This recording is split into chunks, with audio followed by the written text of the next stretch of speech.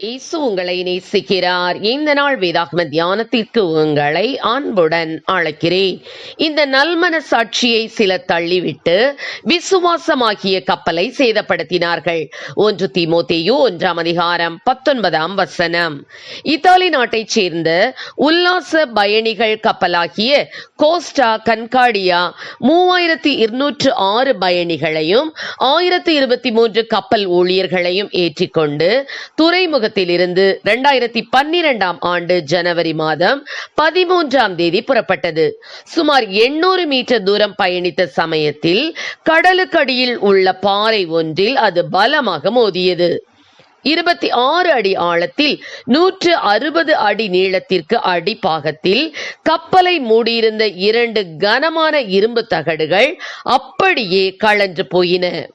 இந்த பழுதினால் கப்பலின் இயந்திர அறைக்குள் தண்ணீர் புகுந்து எந்திரம் இயங்குவது நின்று போனது. மின்சாரம் உற்பத்தி செய்யும் எந்திரங்களும் தண்ணீரில் மூழ்கினதால் மின்சாரம் தடைப்பட்டது. படிப்படியாக பின்னர் கப்பல் ஒரு புறமாக சரிந்து கப்பல் தண்ணீருக்குள் மூழ்கிவிட்டது. இந்த விபத்தில் 32 பேர் மரித்து போயினர். 64 பேர் காயமடைந்தனர்.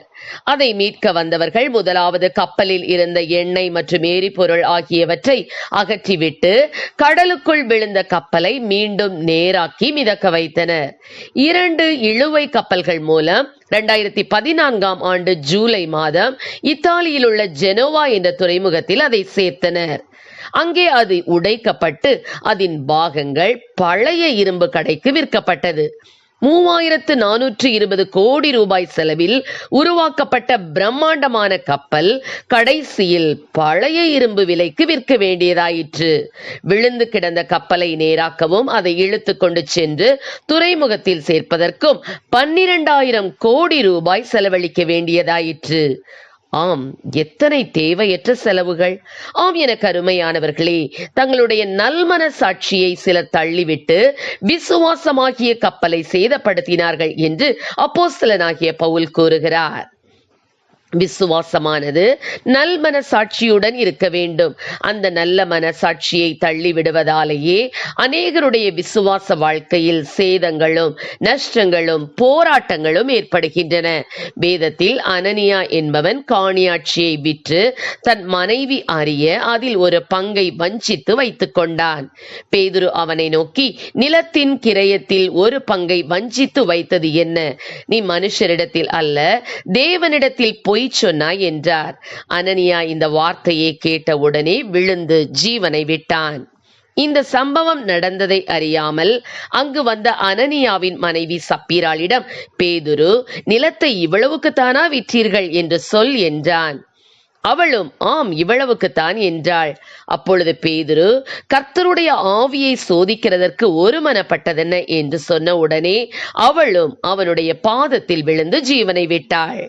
தேவனுக்கு பிரியமில்லாத பொய்யினாலே அவர்களுடைய விசுவாச கப்பல் கரை சேர முடியாமல் மூழ்கி போனது. பிரியமானவர்களே, நாம் அனைவரும் பரம கானானை நோக்கி விசுவாசம் என்னும் கப்பலின் மூலம் பயணித்துக் கொண்டிருக்கிறோம். போகும் வழியில் விசுவாச சோதனைகள் வரலாம். நம் விசுவாசத்தை சிதறடிக்கும் வண்ணம் போராட்டங்களும் வரலாம். ஆனால் நாம் நல்மன சாட்சியோடு நமக்கு வரும் போராட்டங்களை சந்திப்போமானால் கர்த்தர் நம்மோடு இருந்து நமக்கு வெற்றியை தருவார். ஆனால் அனனியா, சப்பீரால், இமனே, அலெக்சாந்தர் போன்றோர் துர்மன சாட்சியினால் விசுவாச கப்பலை சேதப்படுத்தினார்கள். நாம் அப்படிப்பட்டவர்களாக இல்லாமல் நல்மன சாட்சியோடு விசுவாசத்தை காத்துக்கொள்வோம். கர்த்தர் நம்மை ஆசீர்வதிப்பாராக. ஆமென். ஜெபம்.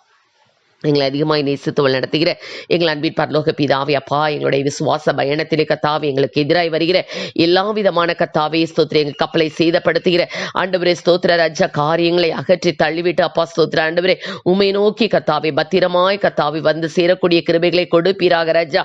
ஆண்டவரே, உமக்கு விரோதமான எல்லா பாவங்களையும் ஆண்டவரே ஸ்தோத்திர அப்புறப்படுத்தி விட்டு கத்தாவே ஸ்தோத்திர ஆண்டவரே, விசுவாசத்திலே நிலைத்திருந்து கத்தாவே பரம கானானை சுதந்திரிக்கக்கூடிய கிருபைகளை கொடும். ஆசீர்வதியும். இயேசுவின் நாமத்திலே ஜெபிக்கிறோம் நல்ல பிதாவே. ஆமென்.